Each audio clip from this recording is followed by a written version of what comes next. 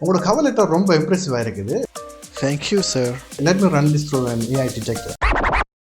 So எந்த அளவுக்கு உங்களோட சொந்த ஐடியாவில் இந்த cover letter நீங்கள் ரைட் பண்ணிடுறீங்க அப்படின்னு சொல்லி சின்னதாக ஒரு ஐடியா நமக்கு கிடைக்கும்.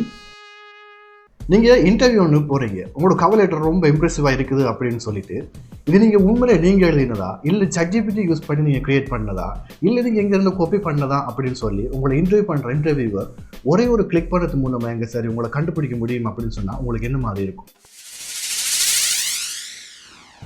அது மட்டும் கிடையாது, நீங்கள் ஒரு அகாடமிக் பேப்பர் சப்மிட் பண்ணுறீங்க, ப்ராஜெக்டை நீங்கள் சப்மிட் பண்ணுறீங்க, அதை ஒரு ஒன் கிளிக் மூலமாக இது ஏஐ வச்சு கிரியேட் பண்ணதா இல்லை நீங்கள் சொந்தமாக கிரியேட் பண்ணதா அப்படின்னு சொல்லி கண்டுபிடிக்க முடியும் அப்படின்னு சொன்னால் உங்களுக்கு எப்படி இருக்கும்? அந்த மாதிரி ஒரே ஒரு கிளிக் பண்ணுறது மூலமாக உங்களோட கான்டென்ட் வந்துக்கிட்டு காப்பி பண்ணப்பட்டதா இல்லை ஏஐ ஜெனரேட் பண்ணப்பட்டதா இல்லை நீங்கள் சொந்தமாக எழுதினா அப்படின்னு சொல்கிறதுக்கு இப்போது வழி இருக்குது. நீங்கள் ஏஐயை வச்சே ரைட் பண்ணியிருந்தா கூட, நீங்கள் எங்கே சரி காப்பி பண்ணி தான் உங்களோட கான்டென்ட்டை க்ரியேட் பண்ணியிருந்தா கூட அதை கண்டுபிடிக்க முடியாத மாதிரி அதை எந்த ஒரு டூலாலையும் ஏஐன்னு சொல்லி டிடெக்ட் பண்ண முடியாமலுக்கு ஆக்குறதுக்கு ஒரு வழி இருக்குது. அது என்ன வழி? அது மூலமாக யாருக்கு பெனிஃபிட்ஸ் கிடைக்கும், அப்புறம் அதுக்கு எவ்வளவு டைம் போகும், இதுக்கு எவ்வளவு செலவாகும், அப்படி ஆகிற செலவு 50% குறைக்கிறேன்னு சொன்னால் என்ன செய்யலாம் அப்படின்னு சொல்லிட்டு இந்த வீடியோவில் பார்க்க போகிறோம். Hi, I'm Rifaz. எப்படி எல்லாரும் இந்த வீடியோட டிஸ்கிரிப்ஷன்லையும் இந்த வீடியோட பின் பண்ணப்பட்ட கமெண்ட்லையும் இதோட லிங்கை கொடுத்துருக்கிறேன். அந்த லிங்கை கிளிக் பண்ணீங்கன்னு சொன்னால் வெப்சைட் வந்து உங்களுக்கு இந்த மாதிரி ஓப்பன் ஆகும். இதில் மேலுக்கே நீங்கள் பார்த்தீங்கன்னு சொன்னால் இது வந்துக்கிட்டு இப்போது வரைக்கும் எஸ்பனால், டச், அலாரபியாத் அதாவது அரபிக், போர்த்துகீஸ் இந்த மாதிரி லாங்குவேஜ் இதுக்கு சப்போர்ட் ஆகும் அப்படின்னு சொல்லியிருக்குது. நானுமே இதை பார்த்தப்போ ஃபர்ஸ்ட்டுக்கு கன்ஃபியூஸ் ஆகிட்டேன். இதோட சேர்த்து இங்கிலீஷுக்கும் இது பண்ணும். இங்கிலீஷ் டிஃபால்ட் அப்படின்னு சொன்னதால அவங்க வந்துக்கிட்டு அதை மென்ஷன் பண்ணல. ஸோ இந்த 1, 2, 3, 4, 5 லாங்குவேஜுக்கும் இப்போதைக்கு வந்துக்கிட்டு சப்போர்ட் ஆகும். இப்போ மேலுக்கு வலப்பக்கம் மூலையில் இருக்கிற அந்த ரெஜிஸ்டருங்கிற பட்டனை கிளிக் பண்ணிட்டு பார்த்தீங்கன்னு சொன்னால் உங்களுக்கு ரெஜிஸ்ட்ரேஷன் பேஜ் வரும். இங்கே போயிட்டு பார்த்தீங்கன்னு சொன்னால் சோசியல்ஸ் அக்கௌண்ட்டை யூஸ் பண்ணி க்ரியேட் பண்ணுற மாதிரி, அதாவது குயிக் சோசியல் ரெஜிஸ்ட்ரேஷன் அப்படின்னு சொல்கிற அந்த மெத்தட் கிடையாது. அதாவது உங்களுக்கு ஃபேஸ்புக் இருக்குது, இன்ஸ்டாகிராம் இருக்குது, லிங்க்டின் இருக்குது, கூகுள் இருக்குது அப்படின்னு சொன்னால் ஒரு ஒன் கிளிக்லேயே நீங்கள் ஏற்கனவே ஓப்பன் பண்ணி வச்சிருக்கிற அந்த அக்கௌண்ட்ஸ் ஏதாவது யூஸ் பண்ணி இதோட கனெக்ட் பண்ணி க்ரியேட் பண்ணுற மாதிரி ஒரு வசதி இங்கே கிடையாது. ஸோ இங்கே நீங்கள் மேனுவலாக உங்களோட டீட்டெயிலை ஃபில் பண்ணணும். ஸோ இங்கே ஃபில் பண்ணிக்குவோம். அப்புறம் கிளிக் ஏக்ரே கொடுத்துட்டு அதுக்கப்புறம் உங்களுக்கு இந்த டூல் சம்மந்தமான டீட்டெயில்ஸோ டிப்ஸோ நியூஸோ வேணும் அப்படின்னு சொன்னால் ரெண்டாவது செக் பாக்ஸையும் டிக் பண்ணிவிட்டு ரெஜிஸ்டர் கொடுத்தீங்கன்னு சொன்னால் உங்களுக்கு ஒரு வெரிஃபிகேஷன் இமெயில் நீங்கள் கொடுத்த இமெயிலுக்கு போயிட்டுருக்கும். ஸோ இப்போ அந்த இமெயிலுக்கு போயிட்டு அந்த வெரிஃபிகேஷன் லிங்க்கை நீங்கள் டிரெக்டாக கிளிக் பண்ணால் உங்களுக்கு ஓப்பன் ஆகிடும். ஸோ இப்போ நீங்கள் எந்த இமெயிலுக்கு கொடுத்து ரெஜிஸ்டர் பண்ணியிருந்தீங்களோ அந்த இமெயிலோட இன்பாக்ஸுக்கு போயிட்டு பார்த்தீங்கன்னு சொன்னால் உங்களுக்கு வெரிஃபிகேஷன் இமெயில் ஒன்று இந்த AI Detector Proவிலேருந்து வந்திருக்கும். நீங்கள் அதை கிளிக் பண்ணிங்கன்னு சொன்னால் உங்களோட அக்கௌண்ட் வெரிஃபை ஆகி ஓப்பன் ஆகிடும். இல்லை அந்த லிங்கை காப்பி பண்ணிக்கு வந்து ப்ரௌசரில் பேஸ்ட் பண்ணி என்டர் பண்ணிங்கன்னு சொன்னால் உங்களுக்குரிய அக்கௌண்ட் வந்துக்கிட்டு க்ரியேட் ஆகிடும். க்ரியேட் ஆனோடனே உங்களுக்கு அதோட டேஷ்போர்டுக்கு உள்ளுக்கு நீங்கள் என்ட்ரு ஆகிடலாம். இப்போ பார்த்தீங்கன்னு சொன்னால் என்னோட டேஷ்போர்டு வந்து எம்டியாக இருக்குது. என்ன சொன்னால் இது இப்போ தான் நான் க்ரியேட் பண்ணது. ஸோ இது எம்டியாக இருக்குது. எந்த ஒரு டாக்குமெண்ட்ஸையும் நான் க்ரியேட் பண்ணலை, எந்த ஒரு டெஸ்ட்டும் நான் செஞ்சு பார்க்கல. இப்படி இது உண்மையில் ஏஐ தானா இல்லையா அப்படின்னு சொல்லி டிடெக்ட் பண்ணுறது சரியாக இருக்குதா இல்லையான்னு சொல்லி பார்க்குறதுக்கு நம்மளுக்கு ஏஐயால் க்ரியேட் பண்ணப்பட்ட இல்லை Chat GPTயால் க்ரியேட் பண்ணப்பட்ட இல்லை நீங்கள் எங்கேயாவது சரி காப்பி பண்ண ஒரு கான்டென்ட் உங்களுக்கு தேவை. ஸோ நான் என்ன பண்ண போகிறேன் அப்படின்னு சொல்லி பார்த்தீங்கன்னு சொன்னால் Chat GPT போயிட்டு எனக்கு ஒரு cover letter ஒன்று கொடு, ஜூனியர் சாஃப்ட்வேர் இன்ஜினியர் பொசிஷனுக்கு நான் அப்ளை பண்ண போகிறேன் இந்த கம்பெனியில் அப்படின்னு சொல்லி கொடுத்துட்டேன்னு சொன்னாங்க. இந்த எனக்கு Chat GPT வந்து அதுக்குரிய ஒரு cover letter க்ரியேட் பண்ணி கொடுக்குது. இப்போ அந்த cover letter காப்பி பண்ணிக்கு வந்து வேர்டில் போட்டு எனக்கு தேவையான அளவுக்கு நான் 1-2 மாற்றங்களை செஞ்சு கொடுக்குறேன். அதாவது டீட்டெயிலை மட்டுமே மாற்றுறேன்னு தவிர வேர்டிங்ஸ் எதையும் மாற்றலை, ஸ்ட்ரக்சர் எதையுமே மாற்றலை. உங்களோட டாக்குமெண்ட்டை ஓப்பன் பண்ணி அதில் இருக்கிற டெக்ஸ்ட்டை முழுசாக காப்பி பண்ணி ரைட் கிளிக் பண்ணி காப்பியை கொடுத்துட்டு இங்கே மறுபடி AIDPக்கு வந்துட்டு அதோட ரிப்போர்ட்ஸ் அப்படிங்கிற சொல்கிற அந்த இடது பக்கத்தில் இருக்கிற ரெண்டாவது இருக்கிற ஆப்ஷன் ரிப்போர்ட்ஸை கொடுத்துட்டு பார்த்தீங்கன்னு சொன்னால் உங்களுக்கு இந்த மாதிரி இன்டர்ஃபேஸ் வரும். இதில் அதை கொண்டு வந்து ரைட் கிளிக் பண்ணி பேஸ்ட் பண்ணிக்கோங்க. ஸோ Ctrl+V ப்ரெஸ் பண்ணால் கூட பேஸ்ட் ஆகிக்கும். நீங்கள் அப்படி பேஸ்ட் பண்ணதுக்கப்புறம் வலது பக்கத்தில் எந்த லாங்குவேஜில் நீங்கள் டெக்ஸ்ட் கொடுத்துருக்கீங்க அப்படின்னு சொல்லி சூஸ் பண்ணிக்கணும். ஸோ அங்கே இங்கிலீஷை சூஸ் பண்ணிக்கலாம். அதை சூஸ் பண்ணதுக்கப்புறம் அனலைஸ் அப்படின்னு சொல்கிற அந்த ப்ளூ பட்டனை ப்ரெஸ் பண்ணிங்கன்னு சொன்னால் நீங்கள் பேஸ்ட் பண்ண உடனே அது சொல்லுது. இது வந்துக்கிட்டு இந்த டெக்ஸ்ட்டில் நீங்கள் பேஸ்ட் பண்ணிருக்க டெக்ஸ்ட்டில் நிறைய ஸ்பேசஸ் இருக்குது, கொமாவெல்லாம் இருக்குது. ஸோ இது வந்துக்கிட்டு ஒரு பிடிஎஃப்லையோ இல்லை ஒரு வேர்ட் ஃபைல்லையோ வந்து காப்பி பண்ணப்பட்ட ஒரு கான்டென்ட்டாக இருக்கலாம்.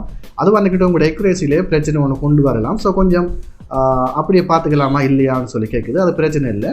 என்ன சொன்னால் வேர்டிங் தான் நீங்கள் முக்கியம். ஸோ அந்த சின்ன சின்ன ஸ்பேசிங் இருக்கிறது இப்போதைக்கு பெரிய ஒரு பிரச்சனை கிடையாது. ஸோ நம்ம ஓகேன்னு சொல்லி கண்டினியூ பண்ணிக்கலாம். இப்போ நம்ம அனலைஸ் கொடுத்ததுக்கு அப்புறம் கீழே பார்த்தீங்கன்னு சொன்னால் உடனடியாக ஒரு 2 செகண்ட்ஸ்லேயே நம்மளுக்கு ரிசல்ட்ஸ் வந்துட்டுது. கீழே பாருங்கள், ப்ராபபிலிட்டி ஆஃப் ஏஐ அப்படின்னு சொல்கிறது வந்துட்டு 98% இருக்குது. அதாவது 100ல் 2% தான் மொத்த டாக்குமெண்ட்டில் 2% தான் சொந்தமாக நீங்கள் எழுதிருக்கலாம்.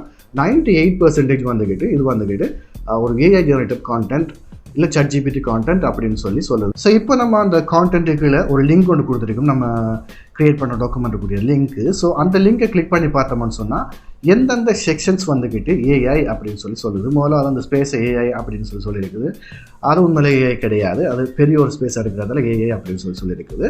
அப்புறமா அந்த ரெட் கலரில் இருக்கிறதெல்லாம் வந்துக்கிட்டு ஒரு ஹை ப்ராபபிலிட்டி இருக்கிற ஒரு ஏஐ கான்டென்ட் அப்படின்னு சொல்லுது. அப்புறம் கொஞ்சம் கீழே ஸ்க்ரோல் பண்ணிட்டு வந்து பார்த்தீங்கன்னு சொன்னால் அங்கே டோன் அனலைசிஸ் இருக்குது. இந்த டோன் அனலைசிஸில் வந்துக்கிட்டு பார்த்தீங்கன்னு சொன்னால் சென்டரில் ஆரஞ்சு கலர் இருக்குது, அந்த சென்டருக்கு அங்கால ப்ளூ கலர் இருக்குது. அப்படின்னு சொன்னால் இது வந்துக்கிட்டு ஏஐயால் ஜெனரேட் பண்ணப்பட்ட கான்டென்ட் அப்படின்னு சொல்லி அர்த்தம். இப்போ அந்த ப்ளூ கலர் வந்துக்கிட்டு ஆரஞ்சு உள்ளே இருக்கும் அப்படின்னு சொன்னால் கொஞ்சமாக நீங்கள் ஏஐ யூஸ் பண்ணியிருக்கிறீங்கன்னு சொல்லி அர்த்தம். அதையும் விட கொஞ்சமாக இருக்கும் அப்படின்னு சொன்னாக்க கிட்டத்தட்ட இது ஏஐ கான்டென்ட் கிடையாது அப்படின்னு சொல்லி அர்த்தம்.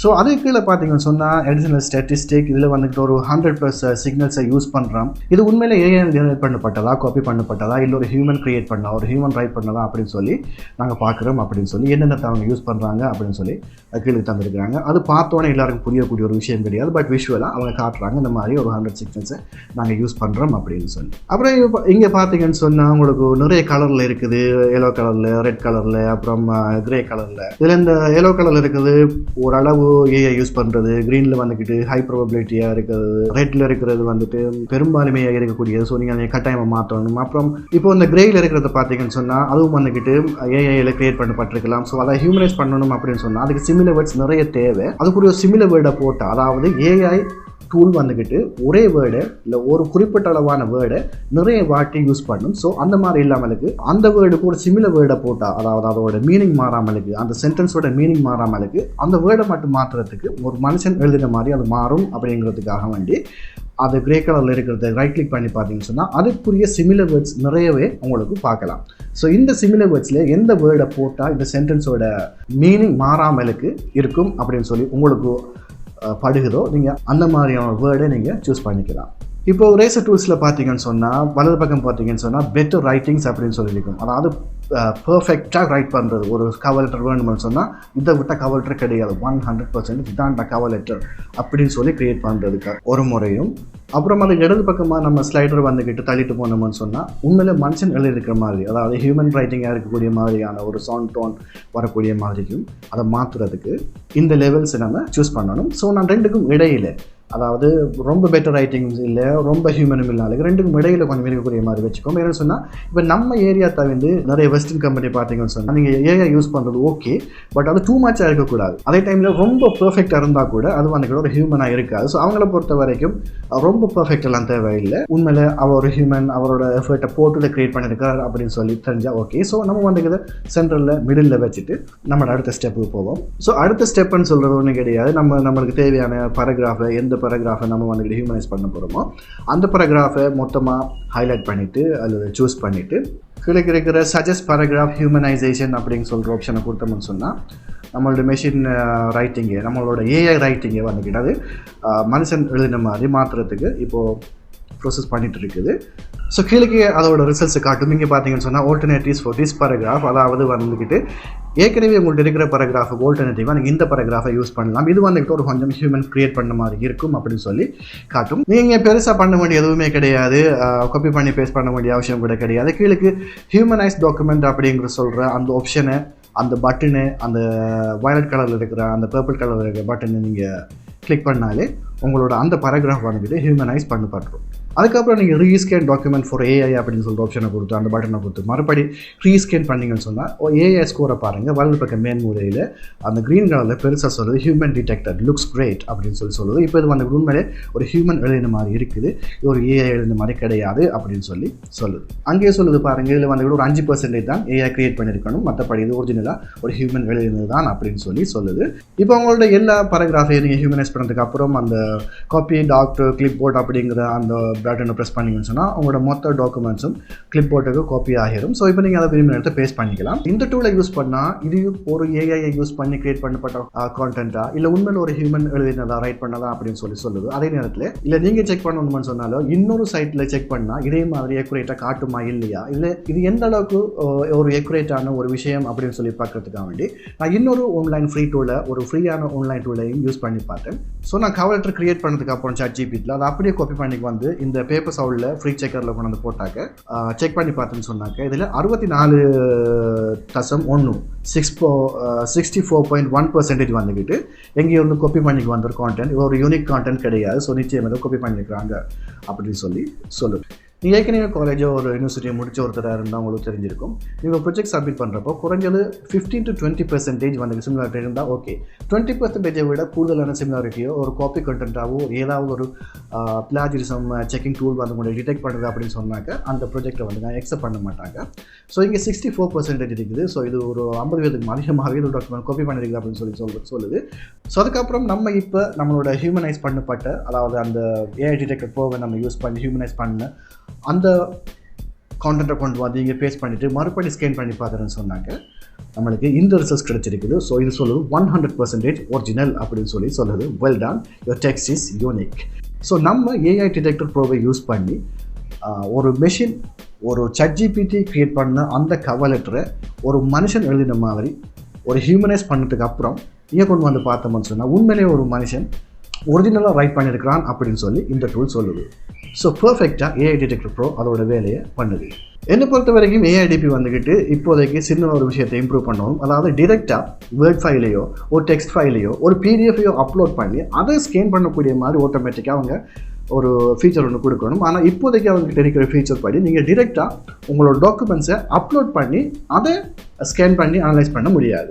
இன்னொரு பிரச்சனை நிறைய பேருக்கு இது ஃப்ரீயாக இதுக்கு காசு பே பண்ணணுமா செக் பண்ணுறதுக்கு அப்படின்னு சொல்லி பார்த்தீங்கன்னு சொன்னால் ஒரு 3 ஆர்டிக்கல் வேணும்னு சொன்னால் ஒரு 3 தரம் ஸ்கேன் பண்ணணுமா அப்படின்னு சொன்னாக்க நீங்கள் ஃப்ரீயாக பண்ணிக்கலாம். அதுக்கப்புறம் பண்ணணும் அப்படின்னு சொன்னாக்க நீங்கள் காசு பே பண்ணணும். ஆனால் இதுலேயும் ஒரு குட் நியூஸ் இருக்குன்னு சொல்லி பார்த்தீங்கன்னு சொன்னால் நீங்கள் இப்போ சைன் அப் பண்ணீங்கன்னு சொன்னால் உங்களுக்கு 50% டிஸ்கவுண்ட் கிடைக்கும். இல்லைன்னு சொன்னாக்க என்னோட லிங்கை காப்பி பண்ணி உங்களோட ப்ரௌசருக்கு போயிட்டு இன்கோக்னிட்டோ மோடுக்கு போயிட்டு பேஸ்ட் பண்ணி என்ட்ரு பண்ணி போட்டு உங்களோட கர்சரை க்ளோஸ் பட்டனுக்கு ப்ரௌசரோட க்ளோஸ் பட்டனுக்கு வலை பக்கமாக கொண்டு போனீங்கன்னு சொன்னாக்க க்ளோஸ் பண்ணுற மாதிரி கொண்டு போனீங்கன்னு சொன்னாக்க உங்களுக்கு ஒரு பாப்பப் கொண்டு வரும். அந்த பாப்பப்பில் 50% உங்களுக்கு ஆஃபர் கிடைக்கக்கூடிய மாதிரி இருக்கும். ஸோ நீங்கள் அதை யூஸ் பண்ணி வழக்கமாக கட்ட வேண்டிய காசை விட ஒரு 50% டிஸ்கவுண்ட்டில் நீங்கள் இந்த டூலை சைன் அப் பண்ணிக்கலாம். இதெல்லாம் போக நீங்கள் சும்மா 1-2 ஆர்டிக்கல் தான் பண்ண போகிறீங்க அப்படின்னு சொன்னாக்க 3 ஆர்டிக்கல் ஃப்ரீயாக பண்ணலாம். ஒரு 3 இமெயிலில் யூஸ் பண்ணுறவங்களுக்கு பிரச்சனை இல்லை அப்படின்னு சொன்னால் ஒரு 9 ஆர்டிக்கலை நீங்கள் ஃப்ரீயாகவே பண்ணிடக்கூடிய மாதிரி இருக்கும். ஸோ உங்களுக்கு தொடர்ச்சியாக தேவைப்படுறதுக்கு நீங்கள் இது காசு பே பண்ண வேண்டி வரும். ஸோ தொடர்ச்சி யாருக்கு தேவைப்படும்? ஒரு பிளாக் வச்சுட்டு இருக்கவங்களுக்கோ இல்லை ஒரு கான்டென்ட் கிரியேட்டருக்கோ இல்லை ஸ்டோரி ரைட்டர்ஸுக்கோ இல்லை காலேஜில் கடைசி செமஸ்டரில் இருக்கிற நிறைய பாடங்கள் எடுக்கிற ஒருத்தருக்கு தான் தேவைப்படும். அந்த நேரத்துக்கு இதுக்குரிய சின்ன ஒரு தொகையை 50% ஆஃபரை கொடுத்து அதை பே பண்ணி அந்த ப்ரோ வெர்ஷனை யூஸ் பண்ணுறதுங்கிறது ஒரு பெரிய டீல் கிடையாது. நிச்சயமாக உங்களுக்கு தேவையான ஒரு டூல். ஒன்று நீங்கள் அதிலேருந்து உங்களோட யூனிவர்சிட்டியோ காலேஜோ பாஸ் பண்ணுறதுக்கு அது ஹெல்ப்ஃபுல்லாக இருக்கும். இல்லை நீங்கள் ஒரு போஸ்ட்டோ கான்டென்ட்டோ க்ரியேட் பண்ணி அது மூலமாக ஏதோ ஒரு வகையில் உங்களுக்கு ஒரு பெனிஃபிட் கிடைக்கக்கூடிய மாதிரி இருக்கும். ஸோ அந்த சின்ன தொகையை பே பண்ணுறது ஒரு பிரச்சனை கிடையாது. அப்புறம் இன்னொரு விஷயம், இன்றைக்கி AI யூஸ் பண்ணப்படாத ஃபீல்டே இல்லை. ஸ்பெஷலாக ஆன்லைன்லேயோ வெப்சைட் டெவலப்மெண்ட்லேயோ ப்ரோக்ராமிங்லேயோ ரைட்டிங்லேயோ அனிமேஷன்லேயோ எல்லாத்துலேயுமே இன்றைக்கி AI யூஸ் பண்ணுறாங்க. இப்படி இந்த AI-யை மட்டுமே யூஸ் பண்ணி முற்றுமுழுதாக ஒரு ஃபுல்லாக ஒரு கம்ப்ளீட் வெப்சைட் உங்களுக்கு க்ரியேட் பண்ண முடியாதா அப்படின்னு சொல்லி இந்த வீடியோவில் சொல்லியிருக்கிறேன். ஸோ மறக்காமல் அதை பாருங்கள். உங்களுக்கு அதில் உங்களுக்கு இன்ட்ரெஸ்ட் இருக்குது அப்படின்னு சொன்னாக்க நீங்கள் ப்ரோக்ராமை படிக்காத ஒருத்தர் இதுக்கு முன்னே வெப்சைட்டை க்ரியேட் பண்ணாத ஒருத்தர் அப்படின்னு சொன்னால் கூட உங்களுக்கு வெப்சைட்டை சொந்தமாக க்ரியேட் பண்ணலாம். உங்களுக்குரிய வெப்சைட் நீங்கள் சொந்தமாக க்ரியேட் பண்ணலாம். இல்லை சின்னதாக ஒரு ஏஜென்சி மாதிரி தொடங்கி நீங்கள் மற்றவங்களுக்கு செஞ்சு கொடுத்து அது மூலமாக சம்பாதிக்கலாம் அப்படின்னு சொன்னாக்க அதுக்குன்னு சொல்லி நான் ப்ரைவேட் கிளாஸஸ் ஜூமில் வைக்கிறேன்.